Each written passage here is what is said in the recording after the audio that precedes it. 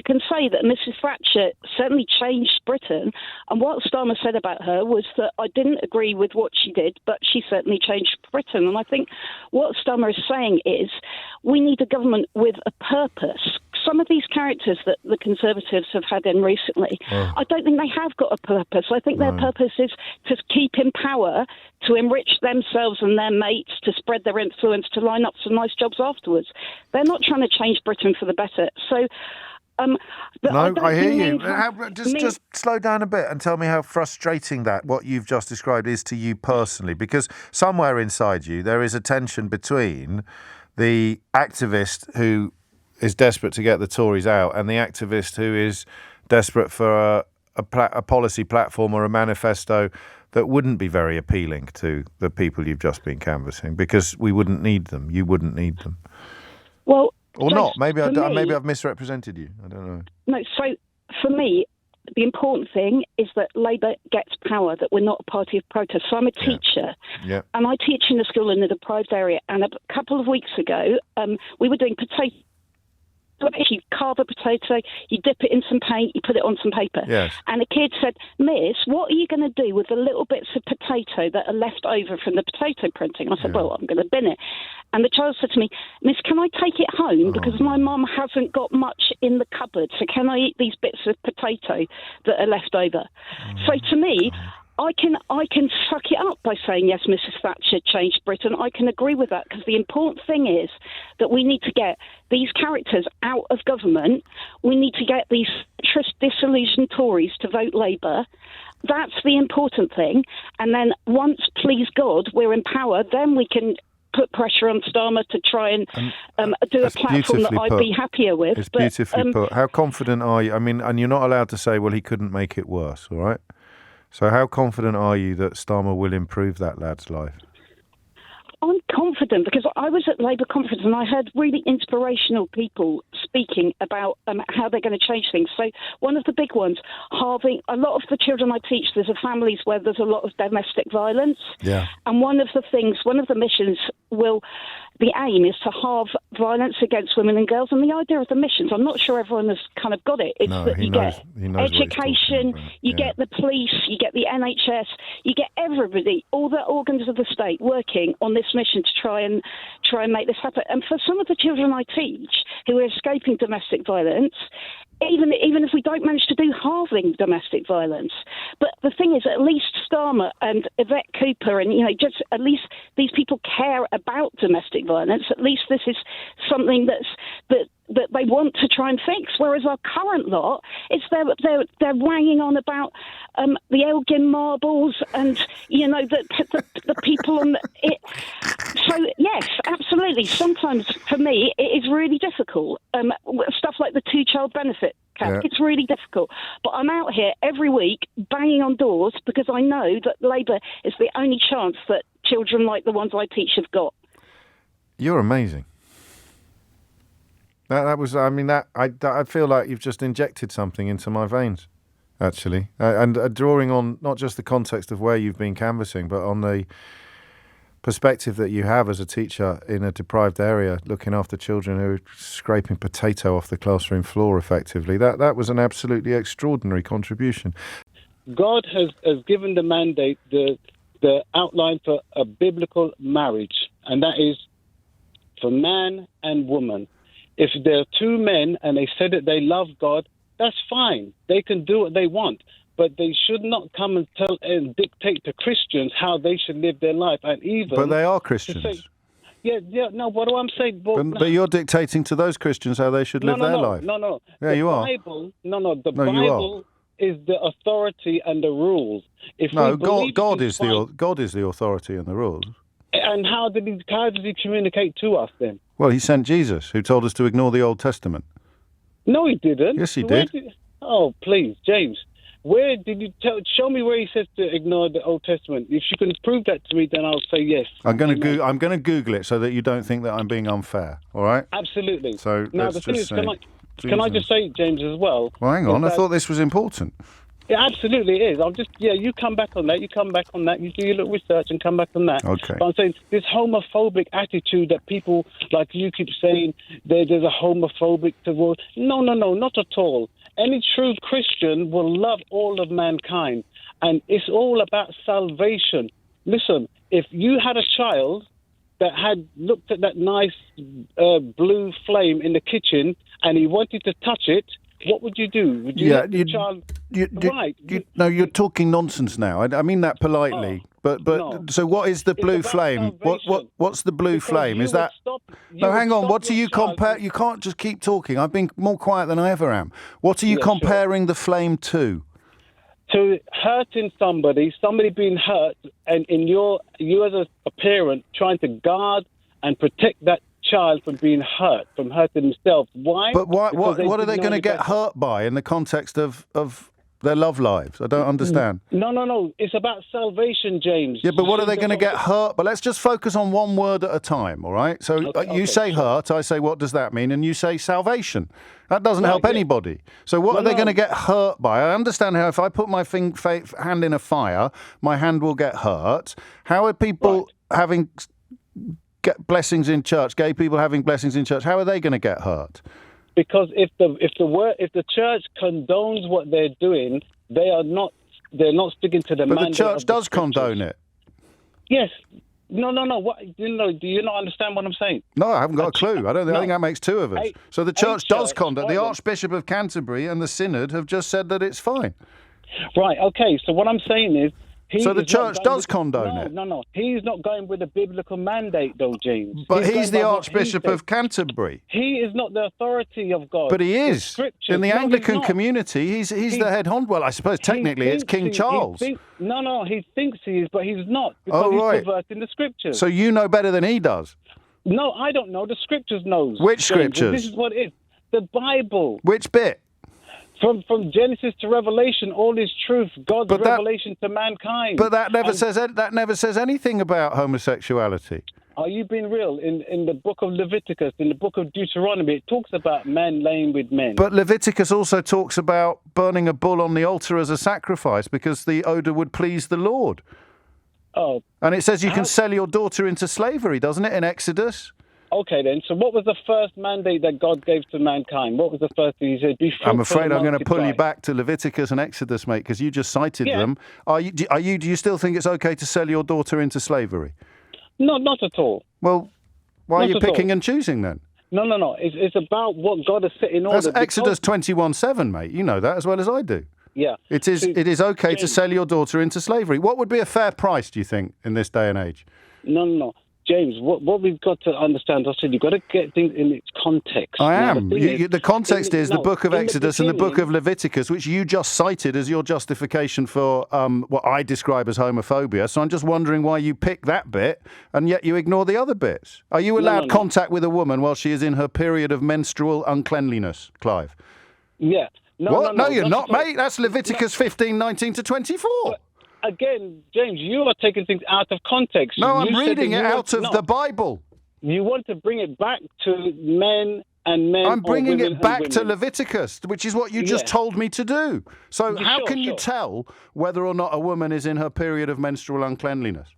Okay, all right then. So how close to it are you allowed to be? Sure, okay. James, okay then. So you're going to have to answer some of my questions at least at one point. So let's start with the slavery. Is it okay to sell my daughter into slavery? No, it's not. But it says in Leviticus that it is, Exodus that it is. No, this was what mankind was doing because there was situation and circumstance. But mankind was also lying with man, and you said that was bad. Yeah, absolutely. So why is that bad, but selling a daughter into slavery is not acceptable? What we have to get back is to God's ideal. No, mate, what you have to do is tell me how I can tell which bits of the Old Testament you think we should... Can I give you an example? No, you can answer my questions. No, yes, I'm going to. No, I said no. Give an example. No, you can't give me an example. You need to tell me which bits of Leviticus you choose to obey and which bits you don't. That was never God's plan. Yeah, you're still just going to talk. You can't answer any of these questions. That someone who is concerned about non-cultural immigration, if you like... What does that mean? What does non-cultural mean? I mean, James, if I'm literally having to explain everything I say to you, but you do this, and this is your, mode, of operation. Well, then you knew what to expect. You must have given it some thought before you rang in. You can't tell me what liberal means. What does non-cultural mean? It means, if people, say, for example, I have a Polish family live next door, yes. I might even not know that they're a Polish family because they blend in, But they speak Polish. Now, if you have but they speak who Polish. do not blend in, for whatever, it could be any European migratory family, if you like, or whatever, right. or community. It doesn't matter. The point is they blend in. How do they blend in? They've got their own shops. Because you don't notice them. James, I mean, this is ridiculous. This is the problem. You can't see the problem you create. What is the problem with non-Polish immigrants? You had a conversation with a Christian who objected, to homosexual issues and blah, blah, blah. And you went through Leviticus and Numbers. That's correct, pointing out, well, why don't you accept that? You would never do that with the Quran. Oh, I have done it with the Quran. No, you haven't. Yes, no, I have. I have. I think the best example. Phil, why? I mean, you must appreciate, Phil. It's turning into a game of. It's turning into a game of gammon bingo, this, mate. So just pause and listen for a minute. I'll tell you. Huge difference. House. So I think the best example I can give you is when people were complaining about the Quran being set fire to. I asked a caller if he would object to someone having it on their computer and pressing delete, and the consequences were similarly hilarious to a Christian trying to use Leviticus. So, and a while ago, you also went on about someone who was objecting to Islamic practices, and you made a conversation. His name was Richard, and you brought in the sock guy on the plane. That was nearly 10 years ago. Every person who is James. You are. That was nearly 10 years ago, Phil. Deny that. But it's obfuscation. So here we are on the radio talking about why the country has spent all week talking about Gary Lineker, and you've come on and said it's because there are people that don't blend in. No, I've said it's because people in the media will not acknowledge. What does blend in mean? We almost Brexited because you drove swathes of people, normal people who were just concerned about immigration. Right. You drove them into the hands of the extremists. Okay. And that is the problem. And that is the problem across politics. But extremists use language like blend in, don't they? Are toxic. Phil, I'm going to keep you on the line until I can get a word in edgeways, and I'm going to insist that you explain the language that you've used. So I want to know what it is about a Polish family moving in next door that lets them blend in the way that, well, what families don't blend in, Phil? Well, I'd be absolutely honest. I would not like a trenchant Islamic family moving in next to me. And how would you know? How would you know the depth of their religious beliefs? I know the culture, James, and this is the problem. But how would you spot it, Phil? That there is a genuine issue. What about what would it be, Phil? Again, I need to ask you some more. I need to ask you some more questions, Phil.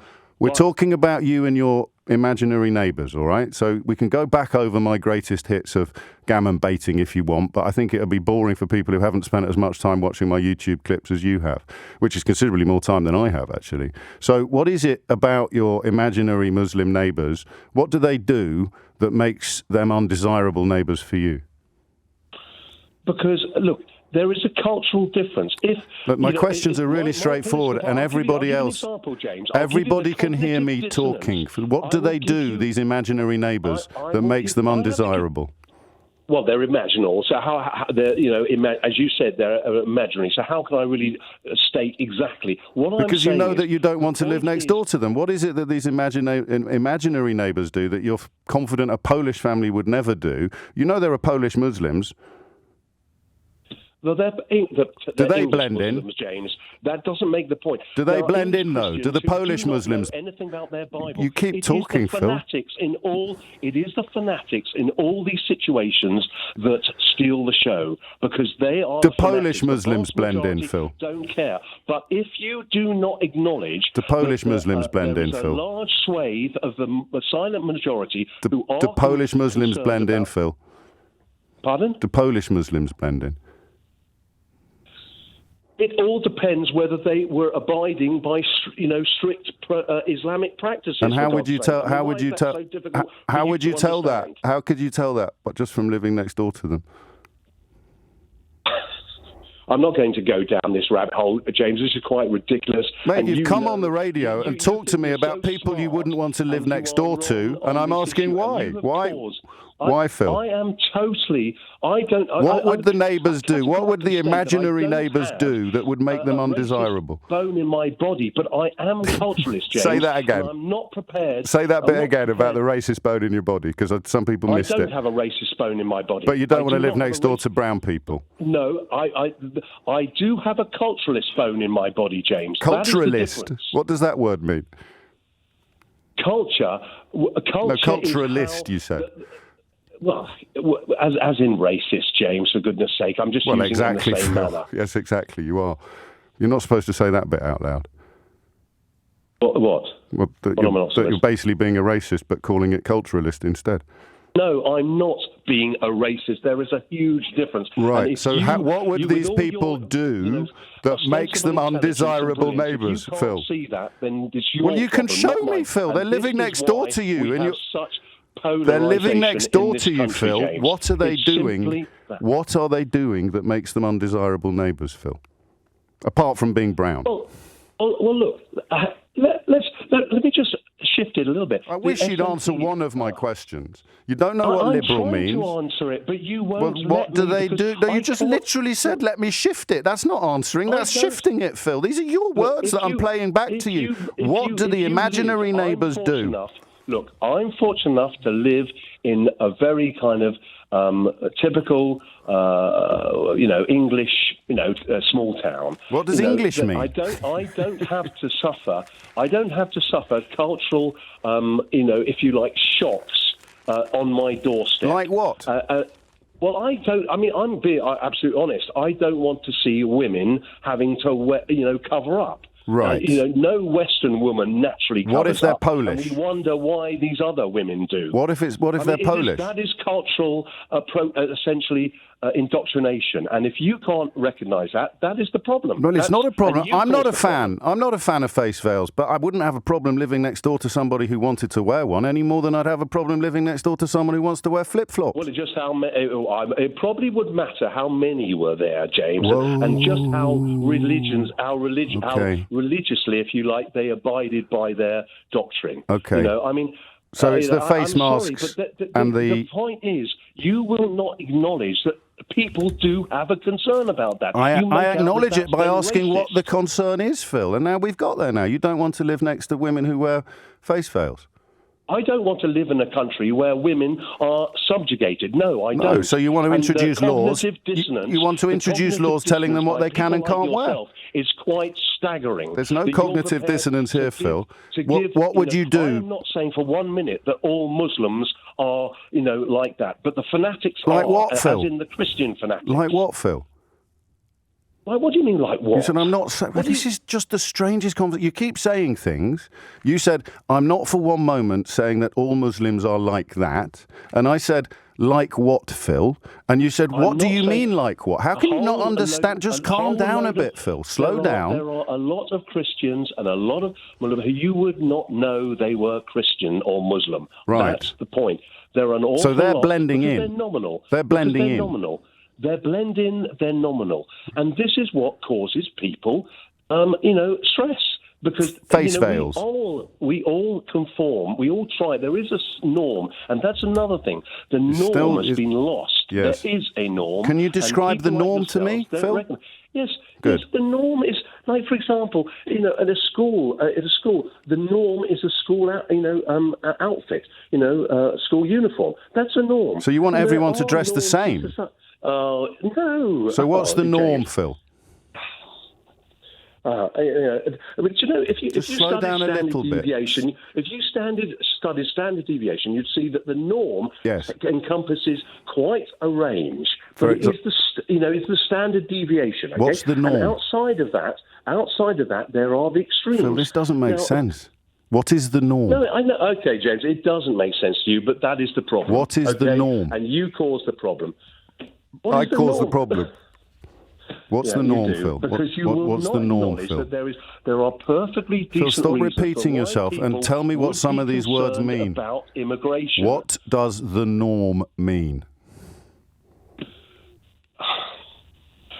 The norm is what people feel, comfortable. And I would not consider, skinheads in bother boots the norm in dressing in society. Okay, that kind of wear I would not consider the norm in English society. Right. That doesn't help me much. That's an extreme. No, it doesn't. But the point is, the norm is broad. Well, what is it then? Just put it into English words. James, I'm not going to go down this. I know what I'm saying. You keep objecting to me asking you the meaning of the words you use. Morning, James.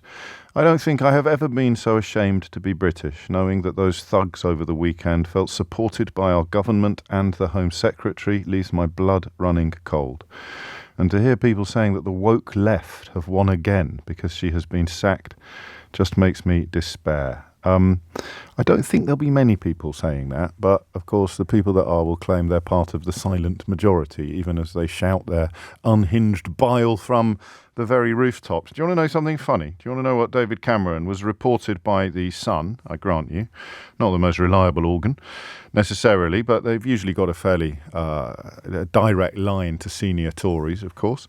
The Sun reported in November of 2018, so just 5 short years ago.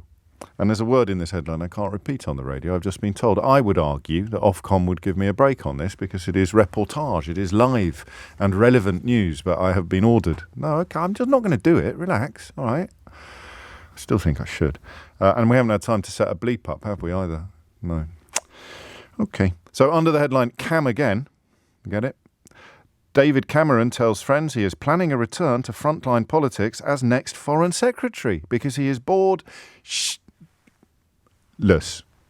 So you can work out what was in the middle of that word. Okay, that was nicely done. I felt very nicely done. So there it is. I mean, that's the state of British politics. David Cameron delivers the country into utterly avoidable decline because he was frightened of all the racists that were attracted to Nigel Farage's party.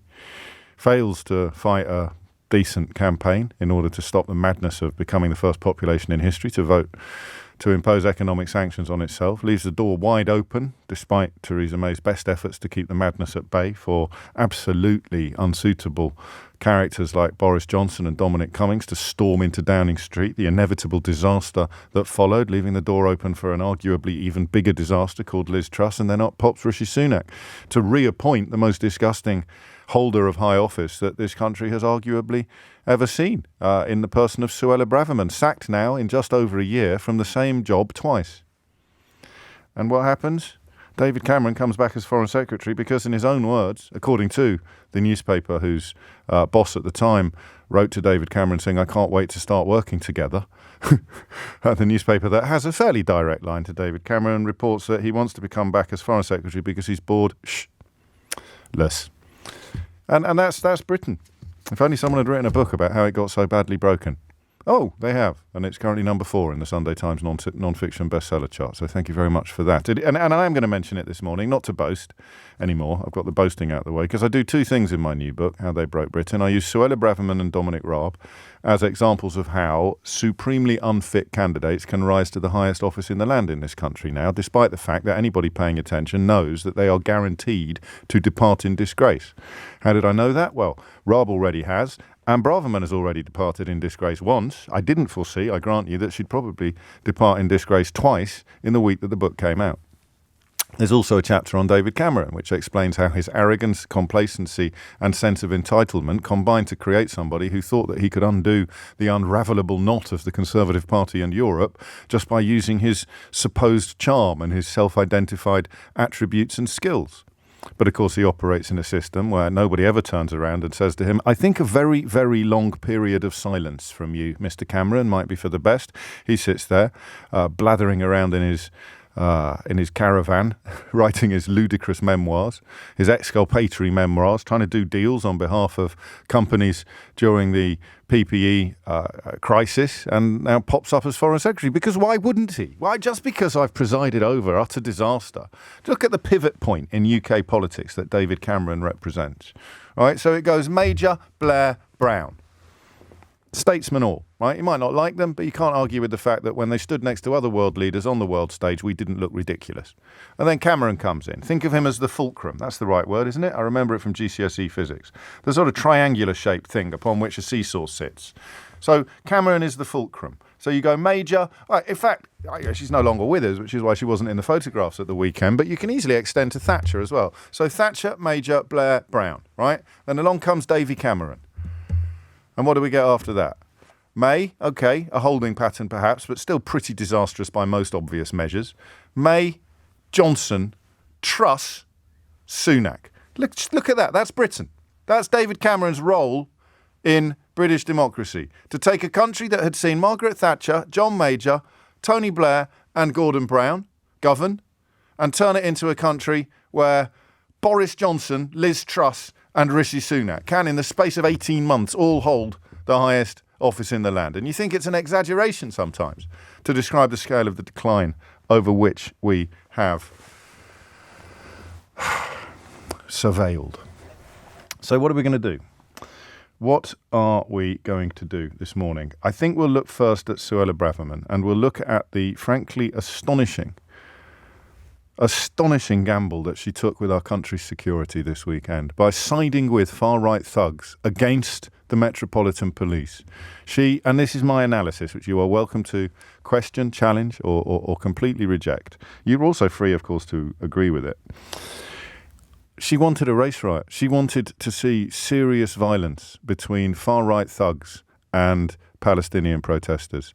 I will mention relatively frequently that some of the banners and some of the chants that were being carried and shouted by some of the Palestinian marchers were utterly despicable. Some of them, I think, breach the threshold for criminal activity, but they are not our concern this morning because the 300,000 people and every media organisation in the country desperately looking for the malfeasance in that crowd, we've got a fairly clear idea of how much there was. So you're talking about 300,000 people having their cause polluted by the actions of some absolutely despicable people. When it comes to the far-right thugs who turned up after Suella Braverman blew her whistle, you're talking about 100% scumbags. There is no argument there that some very decent people who turned up to ... had their cause hijacked by scumbags. 300,000 marchers had their cause hijacked by a few scumbags.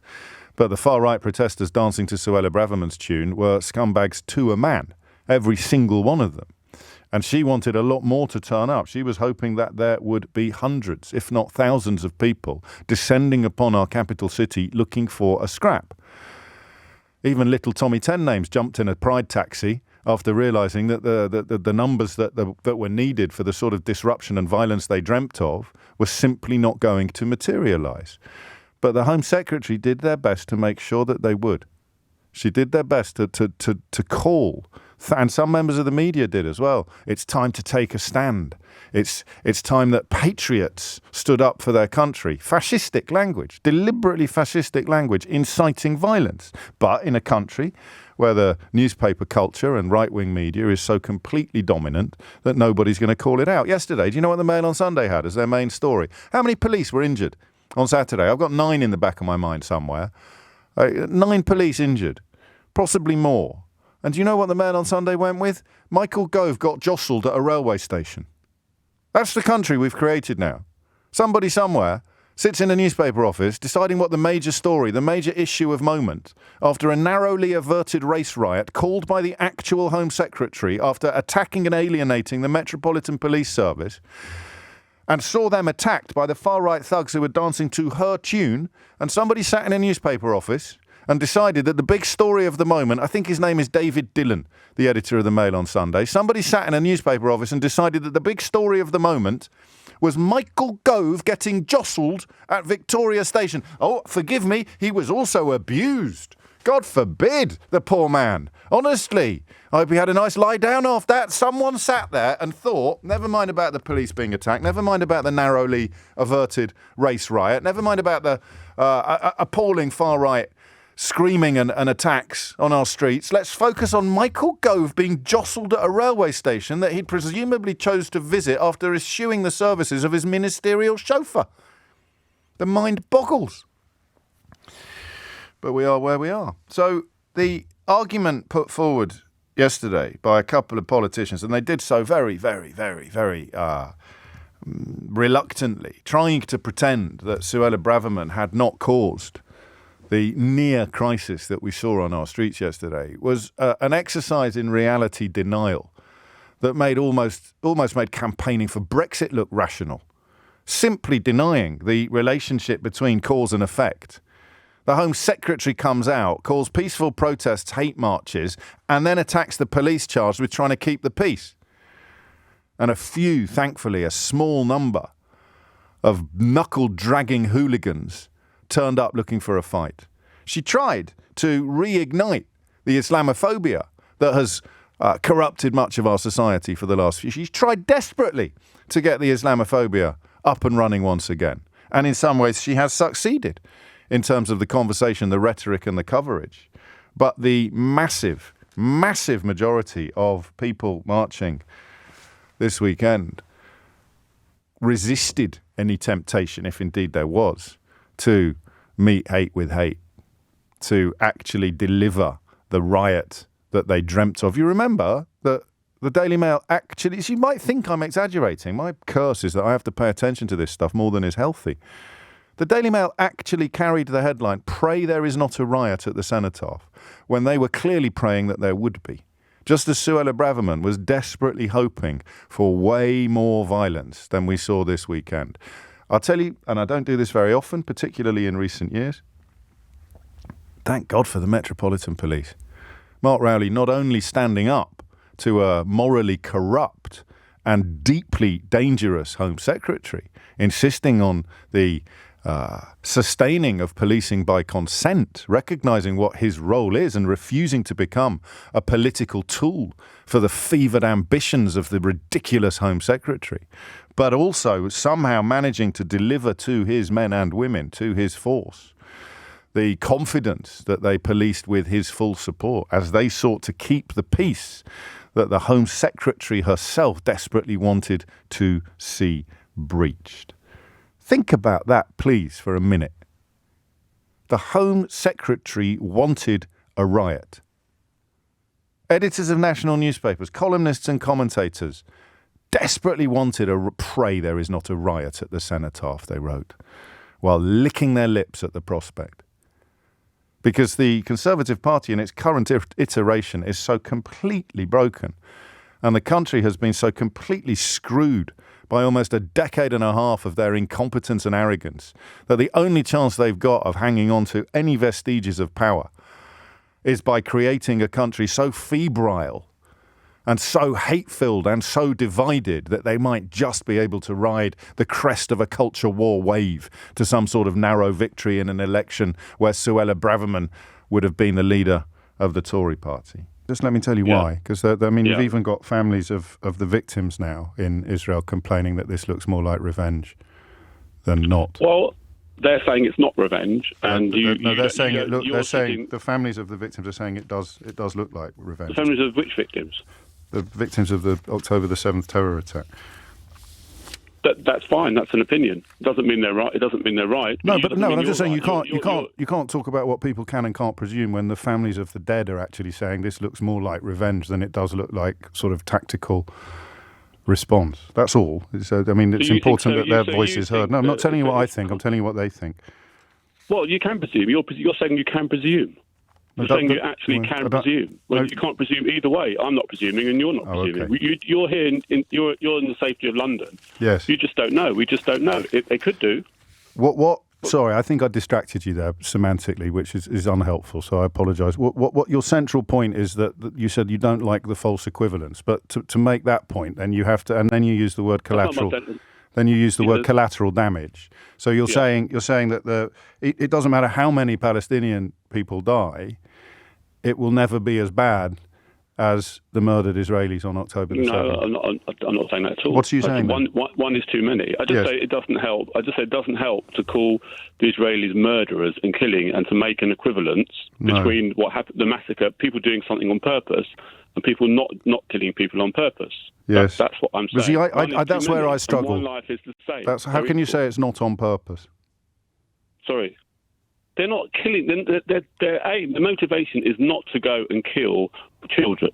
What is it? That's not their motivation. It's to eradicate Hamas. And Hamas, the existential threat from Israel comes from Hamas. Have you read their founding charter? Yes, of course I have. I quote it regularly on the programme. So there you are. So their existential threat is real and it's from someone next door. But they are not. The Palestinians that are being killed deliberately. They are not. You can't shoot. You can't fire a missile by accident. Well, you can, but that's not. No one's claiming that that's what's happening here. Can I run something by you, Stuart? Sure. What if Hamas was hiding in Israel? What would the Israeli government do then to eradicate them? They would seek them out. But no, what would they do? Would they adopt the same policies? Would they be blowing up Israeli hospitals after issuing a warning to get all the patients out of intensive care? That's another myth, isn't it? They haven't blown up a hospital. Well, don't let me distract you from the question I asked. How do you think the Israel? No. I said that they have, prior to presumably bombarding it, they've issued an order to evacuate from the Al-Quds hospital in Gaza City. We can agree on what the facts are. Let's not get distracted from the central question. If Hamas was hiding in Israel, what policies would you still approve of the Israeli collateral damage approach to eradicating Hamas? I don't approve of anything. I don't disapprove or approve of anything. Okay. Would you still use the phrase collateral? Would you still use the phrase collateral damage? Yes, of course I would. So 3,000 dead Israelis would be a price worth paying for the pursuit of Hamas. I didn't say the Palestinians. Well, what are you saying, Stuart? What are you saying? I'm just saying it's very important to be specific and be very I am careful being specific. on language. I am being. I am. I'm saying, what would your? You can presume that Israel are murdering. No. I've done the opposite of that. I've done the opposite of that. I spent 20 minutes at the top of the show outlining the existential motivation of Israel's actions. Talked about Dagestan, and I said people will have a problem with however I do this, and I'm grateful to you for proving that. But I think this is a really important question. Whenever I hear the phrase collateral damage, or I hear objections to language or claims that it's not the same, do you think that if Hamas was hiding in Israel, the Israeli army would be pursuing the same tactics in pursuit of them with regard to civilian life? No, I don't. Well, there it is. Why not? Because Hamas are the enemy in another country. It would be a terrorist situation. It is a terrorist situation. But why would they not go after Hamas with the same tactics in Israel that they're going after them in Palestine, in Gaza?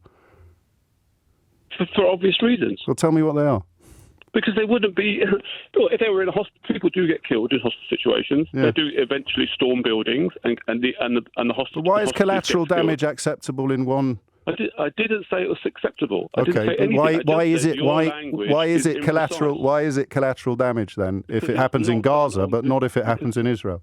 The motivation is different between the murderous death cult. Yes, and I agree. The Israeli I completely agree. But that's why I'm not asking that question. When you say words like they're doing it on purpose and it's out of revenge, you have absolutely no proof that they are killing I didn't say they were people. doing it on revenge. I said families of the victims of Hamas attacks have warned Israel's government that revenge is not a policy amid mounting concerns about civilian casualties in Gaza. You don't get to put words in my mouth, but you do get to answer. Say that, and also you do get to answer my question. Why would it be different for the Israeli army to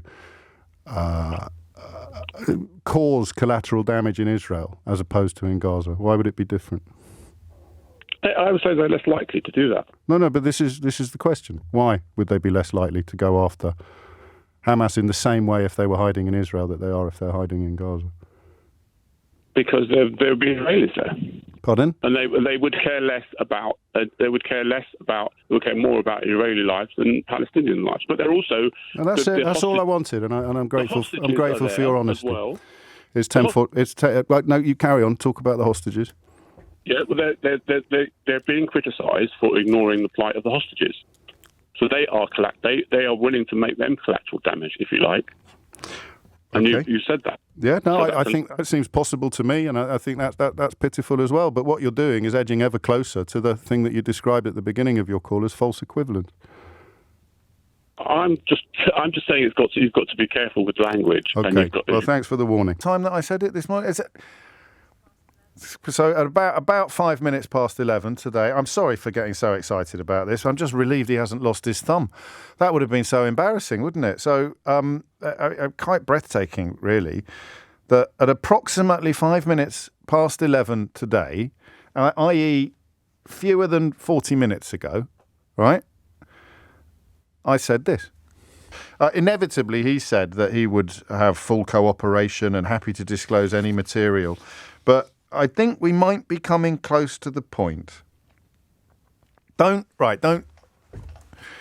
shoot me down if I get this one wrong, all right? You know what my predictions are like. Pretty close to perfect lately. Well, since 2016, really. But how surprised would you be if the next chapter of this story involves nobody being able to remember the passcode? 11:04, right? Give or take? 11:05 and 34 seconds. 11:05 and 34 seconds. You can rewind live radio. There's never been a more exciting time to rewind live radio on the Global Player app. 11:05 and 34 seconds, I said that. And then at 11:41, Stephen Swinford at The Times reports exclusively that Boris Johnson has been unable to give the COVID inquiry WhatsApp messages from his old iPhone because he has forgotten the passcode. This is the only programme in Britain where you get the news before it has actually happened. But the fact that when we signed up for the common market... Hang on a minute. Carry on. For us to join...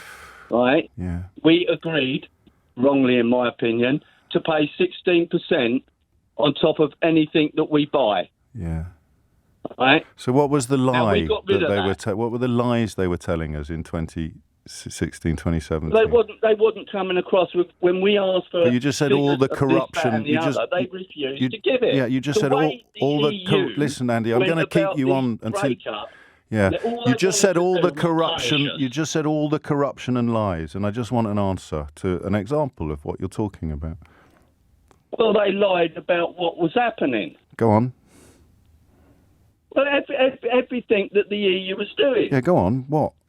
I mean, they lied about the vaccine that we gave them. But that was long after Brexit, Andy. You but just said. It doesn't matter. Well, they lied. If you say, to lie. I don't know what you're talking about, and I mean that politely. But if you say, and then there was all the corruption and lies that came out just before we left, you have to. You're not telling me that the EU, the unelected dictatorship of the EU, didn't lie. All right, but I can say that they didn't if you can't give me an example of them doing it. So go on, have another go. Off the top of my head, right, because I've just done a long drive. Okay. And I didn't expect to be on here. Did we ring you? Did we take you by surprise?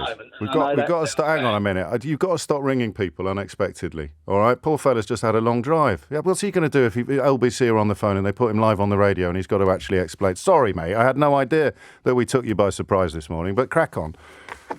That's all right. Yeah. I mean. You take the vaccine. No. You just said off the top of my head examples of the corruption and lies they were telling us in 2015. Well, they didn't come across with the answers. Corruption and lies, please. Not so much they didn't lie. Well, you just said they did. Hang on. All right, I'm getting a little bit... Right. It wasn't so much that they lied. Right. No, it was the corruption. They didn't give us the information that we requested about... figures about this, that and the other. What information is that then? Any information that we asked for, they refused to give us. When did they do that then? When we was campaigning to leave. What information do you think that you're talking about? All the finances and what they're taking and that. Who on earth told you that we didn't have... Who told you that we didn't have access? We were in it. We were part of it. When you say they, you mean we. Who told you that we couldn't access the information that you don't know the name of? And that they refused to Who told you this? Who told you this? It was on the news. What documents? Off the top of your head. Certain documents. Yeah, what documents? I can't remember which documents they were. Do you have a single scintilla? Do you have a single scintilla of fact to support anything that you're saying? Can you think of one example of lies, of corruption, of documents? Yeah. Go on. Right, it might not have been them, but since then... No, before. This is what we were dealing with. Yeah, People go on, before, Andy. About the vaccine. What was the lie about the vaccine, Andy? They said that it killed people. Who said that? The European? Are you talking about the European Union now? Later on, they just wanted to discredit us. Okay, let's go back to the central question. Why do you think Boris Johnson thinks being in the European Union is a great idea? Because that's what he was asked to do, told to do. I told you I'm not a lover of Boris. No, but why is he telling Ukraine to join? He told you to leave, but he's telling Ukraine to join. Why is that then? I didn't rely on what he said. It's what I see. Yeah, I know. And I see that this country is far better.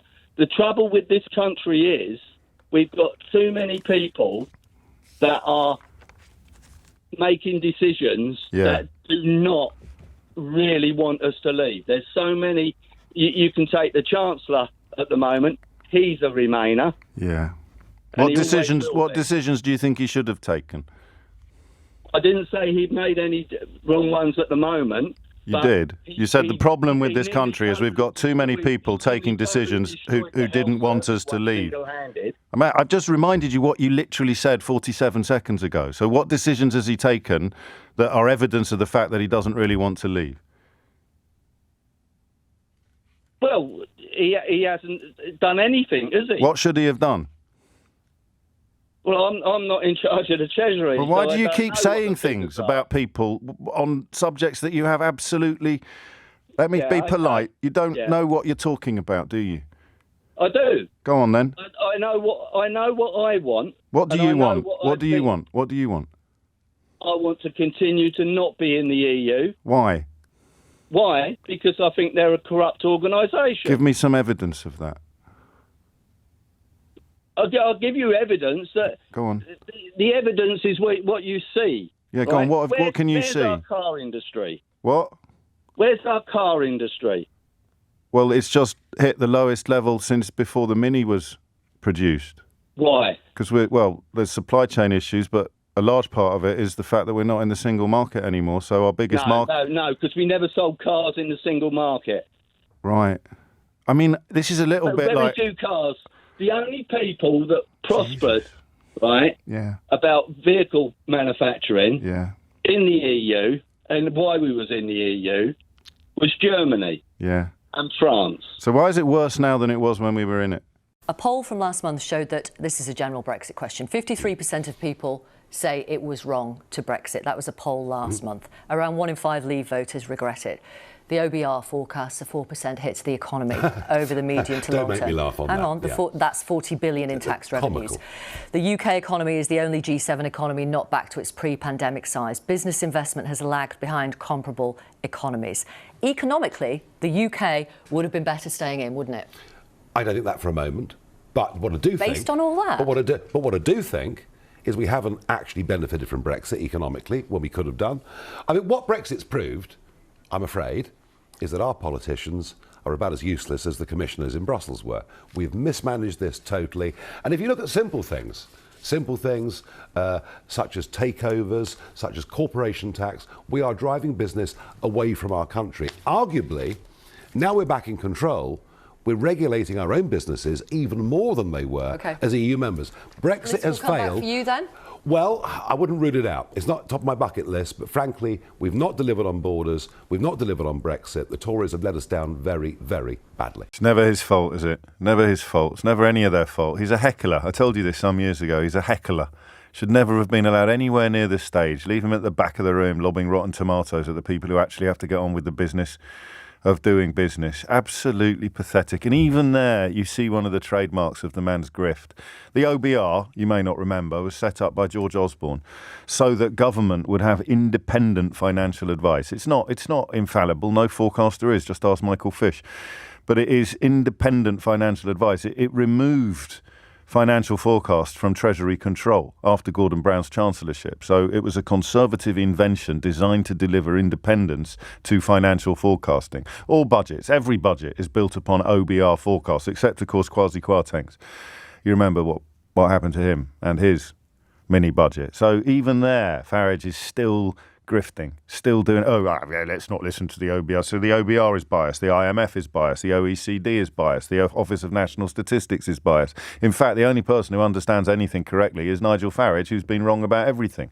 Brexit has failed. Come here a minute. Did you fall for it? More crucially, did you fall for him? Because if it was the racism that appealed to you, how are you processing the fact that some of the right-wing think tanks are predicting immigration hitting 1 million in the next couple of years? If it was the racism you fell for, how are you processing the fact that a Tory Home Secretary, after 13 years, is trying to use it as a hobby horse to drive herself to the top of her own party? If it was the racism that you fell for, how the hell do you account for the fact that immigration is higher now than it was before you cast your vote for racist reasons? Or did you fall for something else? Did you fall for him? Did you fall for Farage? Why? 0345 60 973 is the number that you need. And I'm sure that my memory is not deceiving me, but didn't he once say this? If Brexit is a disaster, I will go and live abroad. I'll go and live somewhere else. Well, I'm happy on this occasion to contribute to that fund, actually. I'm happy to chip in a few quid. We could get the tin, Keith, the I told you so tin. That must have a few quid in it by now. Does it count as a charity, getting Farage out of the country? It's a shame, of course, that we're not in the European Union anymore, because then there'd be 27 countries to which he could move more or less freely. As it is, I suppose if Donald Trump became president of America again, he might be able to find a berth for himself there. But I mean it. How do we talk about something like this today? Because it is both important and unimportant. Someone so pitifully wrong about everything, being demonstrated to be wrong about everything, is not in and of itself news. It's a little bit dog bites man, isn't it? And yet, even people who saw through Farage from the very start have to acknowledge that he played a very big part in getting Brexit over the line. Without the votes that he delivered, it probably wouldn't have happened, even with Boris Johnson's opportunistic shtick. And remember, Johnson thought they were going to lose, and that would put him in a better position to become leader of the Conservative Party than backing victory. It put him up against George Osborne when David Cameron stepped down, and he would have all of the right-wing Brexiters of the party foursquare behind him. Of course, when he became Prime Minister, he got rid of everybody else, which is why we're in such a mess now with headbangers and loonies all over the cabinet, competing, frankly, it would seem, for Headbanger of the Year award. So one of the key architects, if not the key architect of Brexit, has described it as a failure. If you voted for it, who do you blame? Where were we? Oh, yes, of course, it suits the Labour Party, the Liberal Democrats and the SNP to do whatever they can to remove me from Parliament. The only people who can remove Boris Johnson from Parliament are the constituents of Uxbridge and Ruislip, who would be offered that opportunity if and only if a Conservative majority House of Commons voted to allow them to do so. Cowardice and lies. We turn the page. Sadly, as we saw in July last year, there are currently some Tory MPs who share that view. Absolute nonsense. Ministers appointed by you, some on several different occasions, finally ran out of patience. When you called for support, when you raised your standard in the public space on Friday, the only person who turned up to support you was Nadine Dorries. That's the extent of the base that some bizarre corners of the British media continue to think is somehow similar to Donald Trump's. I am not alone in thinking that there is a witch hunt underway. That bit's true. Nadine Dorries also thinks there's a witch hunt underway. But and Jacob Rees-Mogg. So we'll give him that one. The first thing, we're on top of page 2. I am not alone in thinking that there is a witch hunt underway. And then he loses the plot again. To take revenge for Brexit and ultimately to reverse the 2016 referendum result. A result which, of course, he picked a side on the night before posting the column that he'd prepared in advance. My removal is the necessary first step. This is the stab in the back mythology again, and I believe there has been a concerted attempt to bring it about. I'm afraid I no longer believe that it is any coincidence that Sue Gray, who investigated gatherings in Number 10, is now the Chief of Staff designate of the Labour leader. Back to Sue Gray again. Is that it? The Daily Mail front page. A damp squib. Boris Johnson's allies. It has completely vindicated and exonerated me, Boris Johnson. So how come now is it evidence of some sort of conspiracy when it was actually published and, in retrospect, found to have gone nowhere near as far as it could conceivably have done, not least because we now know about other gatherings at Chequers and Downing Street which weren't investigated by her but are currently being investigated by the police? How can that possibly be evidence of any sort of conspiracy? If only there was some sort of committee, some sort of independent committee to which the appointment could be referred and upon which they could then adjudge the suitability. Oh, there is, and they have, and there's no case to answer, despite the desperate attempts of the Daily Mail and various other client journalists to pretend that there was, as with Keir Starmer's curry up in Durham. Nor do I believe that it is any coincidence that her supposedly impartial chief counsel, Daniel Stillitz KC, turned out to be a strong Labour supporter who repeatedly tweeted personal attacks on me and the government. Infamy, they've all got it infamy. There are no honest people in British politics. There are no honest people in British public life who haven't been disgusted or outraged by Boris Johnson's conduct over the last few years. It would be literally impossible to find somebody honest who didn't think he was despicable. When I left office last year, the government was only a handful of points behind in the polls. That gap has now massively widened. At the time, his personal popularity was, I think, the lowest ever for any sitting Prime Minister, although presumably Liz Truss came along and overtook him on that score. Liz Truss, of course, his anointed successor after the defenestration. Just a few years after winning the biggest majority in almost half a century, that majority is now clearly at risk because it was built entirely on lies, and the lies are now coming home to roost, and people are unlikely to vote for the person who lied to them once they realise that they've been lied to, with the obvious exceptions previously mentioned. Our party needs urgently to recapture its sense of momentum and its belief in what this country can do. We need to show how we are making the most of Brexit. How long are they going to need for that? How long are they going to need for that? How long until the benefits arrive, lads? Seriously. This Brexit, this brilliant Brexit that goes to a different school, can you at least describe it to us? Can you tell us what it looks like? I still see it in Idiot's Corner. Brexit hasn't even been done yet. He was your hero. He was your boy for the duration. He was the one that kept feeding you Remainer tears for you to feast upon. And now he's the problem? He's the one who hasn't delivered Brexit? He's the one claiming that we're not making the most of it, and we need in the next months to be setting out a pro-growth and pro-investment agenda. We need to cut business and personal taxes, and not just as pre-election gimmicks, rather than endlessly putting them up. Yeah, because you have a look at the state of this country and you think that you need less money for public services. We must not be afraid to be a properly conservative government. Why have we so passively abandoned the prospect of a free trade deal with the US? Because you don't decide whether you sign a free trade deal with the US. The US decides whether the UK signs a free trade deal with the US, and Joe Biden has made it painstakingly clear that they have little or no interest in pursuing that project at this time. If only somebody had warned us. Oh, they did. Barack Obama, exposed to racist and evidence-free abuse by Boris Johnson supporters when he described where we would be in the context of a trade deal with the United States as being at the back of the queue. This country, thanks to organs like the Mail and the Telegraph and plenty of people in broadcasting, elected to believe that Nigel Farage had a better grasp of international trade prospects for post-Brexit Britain and America than the President of the United States of America at that time, Barack Obama. The mind boggles. Why have we junked measures to help people into housing or to scrap EU directives or to promote animal welfare? Where do you even start? Tell me what these EU directives are. How many years did I sit here for?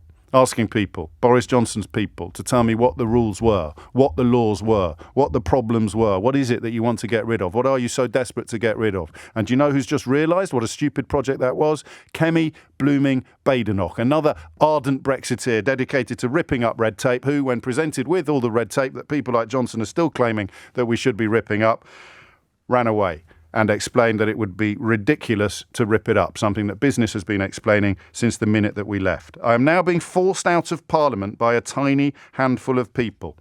Let's just go back again.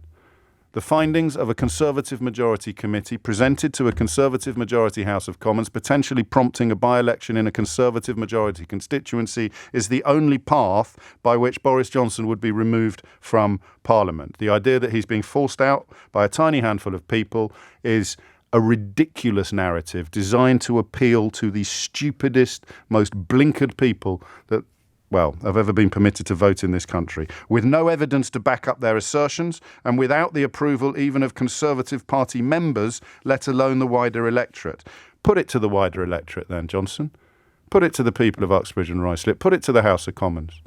Put it to the people. See what result you've run away before that could happen so that you can claim that you've somehow been betrayed, and if the people had been allowed to cast a vote, they'd have backed you. The only person that has deprived the people of Uxbridge and Ruislip of a vote on your future is you. I believe that a dangerous and unsettling precedent is being set. No, mate, the dangerous and unsettling precedent was set when you and Jacob Rees-Mogg tried to get Owen Paterson off a hook entirely of his own making. And because that went so disastrously wrong, the idea of the Conservative Party now whipping its own MPs to keep you in the Commons was a non-starter from the start. So once again, you're hoisted by your own petard of self-interest and corruption. They tried to save Owen Paterson. It failed. We all thought that was an abject warning in riding roughshod over parliamentary standards. Jacob Rees-Mogg and Boris Johnson thought it was just a rehearsal. The Conservative Party has the time to recover its mojo and its ambition and to win the next election. I had looked forward to providing enthusiastic support as a backbench MP. Another lie. He's been causing Rishi Sunak problems from the moment he left Downing Street. Harriet Harman's committee has set out to make that objective completely untenable. That is a committee with a Conservative majority and containing 2 ardent Brexiteers that will publish its findings in full for people to read and digest as they please. The only circumstances in which Boris Johnson can claim that he's been badly treated is to get the claim out there before the evidence, before the report.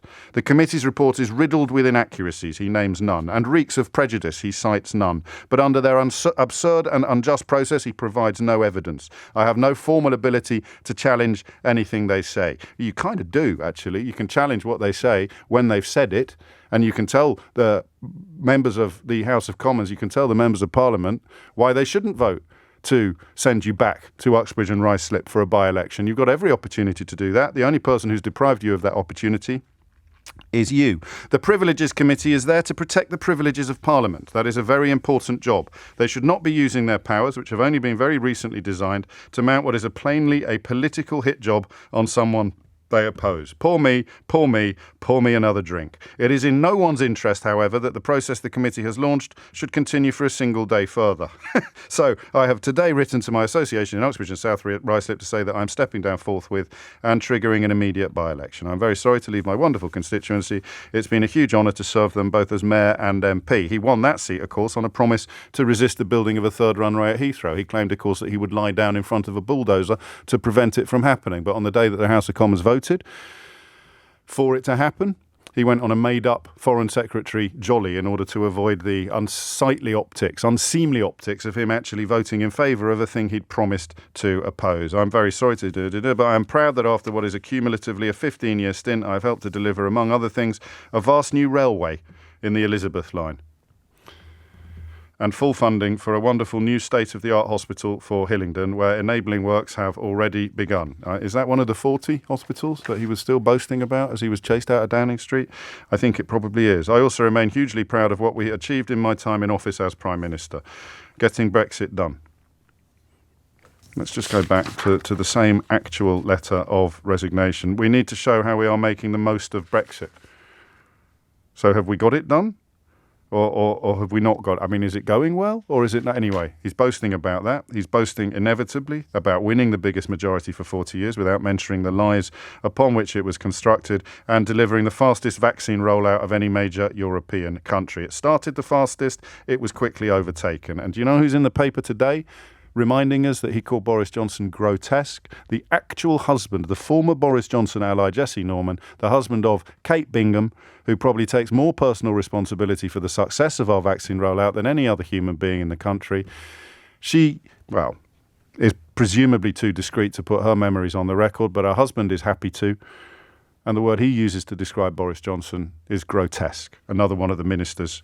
I also remain hugely proud. He's very sad to be leaving Parliament, at least for now. He can't help himself. That's like hasta la vista, baby. But above all, I am bewildered and appalled that I can be forced out. You weren't. Anti-democratically, it wasn't.